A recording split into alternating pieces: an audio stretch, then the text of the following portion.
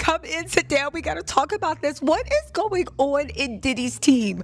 I don't know why they felt the need to, but for some reason, Diddy's lawyers are confirming they approached Trump.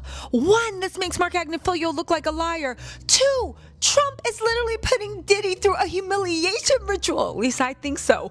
Three, Diddy is literally like that dude, can't stop, won't stop. You tell him no, you can't have my number. He in your face. You tell him no, I got a man. He said he can come to dinner too. He is that mofo that won't get out of your face when you tell him to leave you alone. And Trump has told Diddy, don't you see me tied up with this Maxwell stuff? Get out of here. Go eat some maggot burgers or whatever he said he's serving them.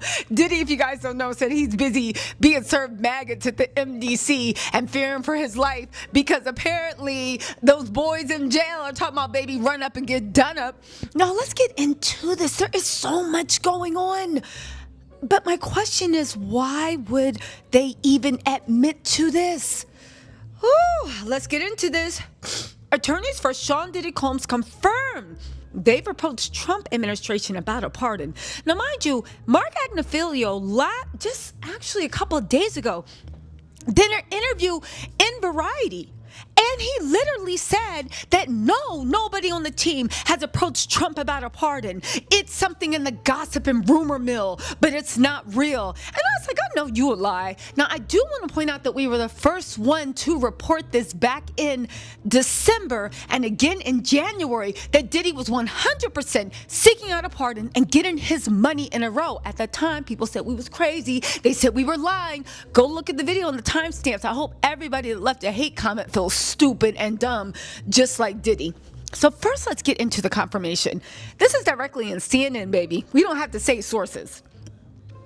Nicole Westmoreland, a member of Sean Diddy Combs' All-Star Defense Team, told CNN in an exclusive interview on Tuesday that the music mogul's team, not just her, but the team, so Mark Agnifilo, why are you looking like a liar right now?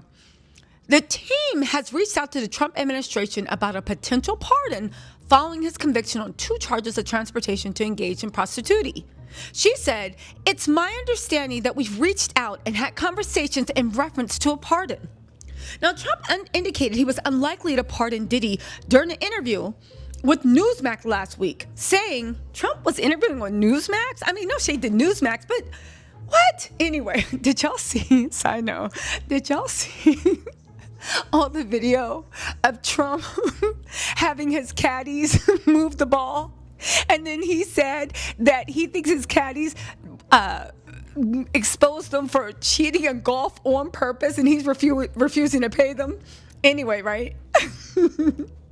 Anyway, Trump said in the interview, I was very friendly with him. I got along with him great, and he seemed like a nice guy. I didn't know him well, but when I ran for office, he was very hostile. Yeah, Diddy. He's letting you know you ain't kissed the rings, which leads me to my point. I think Trump is trying to put Diddy through a humiliation ritual, but one thing I know about Trump, he likes to put you through a humiliation ritual before he says no. Now get this. Trump said that this makes pardoning Diddy difficult to do. Now, asked of Diddy's feelings about his chances of pardon, even after Trump's remarks, Nicole said last week that Diddy is a very hopeful person. I believe he remains hopeful. Though I'm hopeful, here for today, keep being hopeful. Now, when contacted by CNN, the White House said they will not comment on the existence or non-existence of a clemency request. Okay, so here's the weird thing, okay?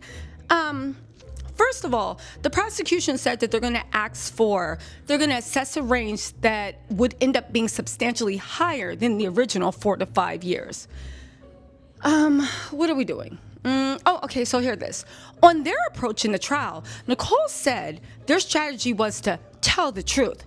We didn't need a creative story. We didn't need to overreach. We knew that telling the truth would mean not guilty. We knew that he had not sex trafficked anyone, and we knew that RICO was absurd. So we figured, hey, we'll tell the truth, and that'll pay off. And I believe for the most part, that strategy worked. First of all, she added that the case shouldn't have been bought by the government in the first place, and that their second mistake was allowing it to keep going.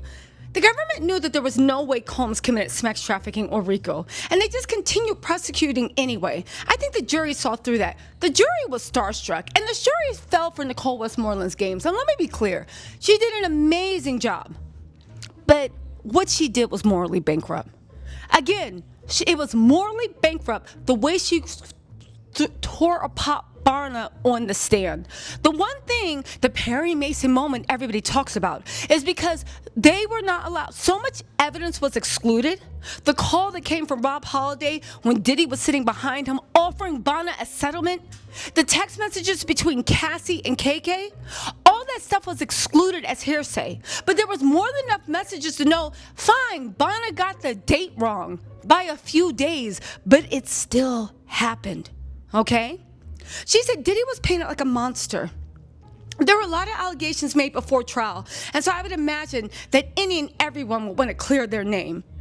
Again, listen, she destroyed Barna on trial, on the stand. However, everybody that was in the courtroom knew it was only because they couldn't bring in other evidence to prove that dangling over the balcony had happened. So congratulations, Nicole Westmoreland. You had your Perry Mason moment to expose her to looking like a liar. You did your job, which was to get that woman beater, that domestic violence abuser, and all-around psychological freak. You got him off. Congratulations. So this brings me to my point, right? Why is Nicole Westmoreland making these statements? Why isn't Brian Still? She's on Brian Still's team. And why isn't Mark Agnifilio? Why is it for this, what looks like a humiliation ritual, Diddy got the black woman up and foremost in front? She doesn't have bigger connections to the White House than Brian Still and Mark Agnifilio. Why did Mark say he didn't know anything about it? These are questions I'm trying to dig into and see what's going on. I have my guesses, but I'll share them when they're more fully formed. But one thing I do think is happening, I think Diddy is being put through a humiliation ritual with Trump. And actually, what am I saying, humiliation ritual? I think Trump is trying to humiliate Diddy. I think that Trump is still angry about the way Diddy was hostile. I think Trump is trying to humble Diddy and teach him a lesson. And guess what? I think Trump, at the end of the day, because he isn't vindictive, I think he's still going to tell Diddy no. I think he's still going to tell Diddy no. But going back to this, how is it Brian Still just did an interview and said this was all lies? It was all rumor mill. It was all speculation. Absolutely nobody on the team has approached Trump. Again, I got word back in December and January that he was planning to ask for a presidential pardon. He wanted one, and he was getting his pennies together. Again, this was confirmed in a Rolling Stone article, what was it, maybe 6 weeks ago? And now we have Nicole Westmoreland going in front of CNN and giving an exclusive, pretty much, that says that they are 100% hoping for a pardon. Why would they be doing that unless Trump's people said, if you get out there and say, I think maybe Trump said to them, or Trump's team said, like, yeah, you know, maybe we're working on the pardon, but you don't want to be associated with them and you want to look like you're getting a pardon without asking, no. If you want a pardon, you're going to have to kiss the rings, and you're going to have to let everybody know, okay? You're going to have to let everybody know that you want a pardon.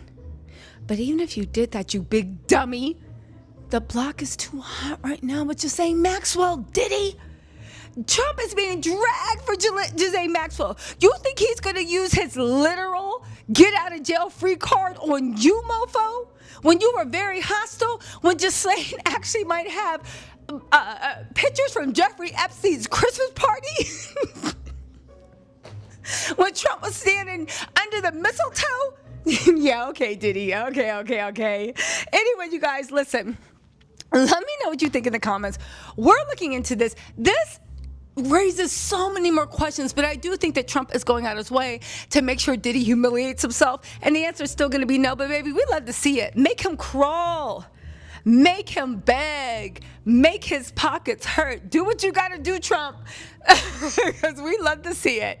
Anyway, y'all, let me know what you think in the comments. And to everybody, I hope Diddy is enjoying the maggots in his food or whatever else he says is in his food in the MDC. But all jokes aside, you guys, there is something afoot. I don't think this is going to end well for Diddy. Judge Erhan is letting us know he ain't getting out, and the prosecution has just raised the amount of time they're asking. Woo! Anyway, let me know what you think in the comments. I'll talk to y'all later. Bye.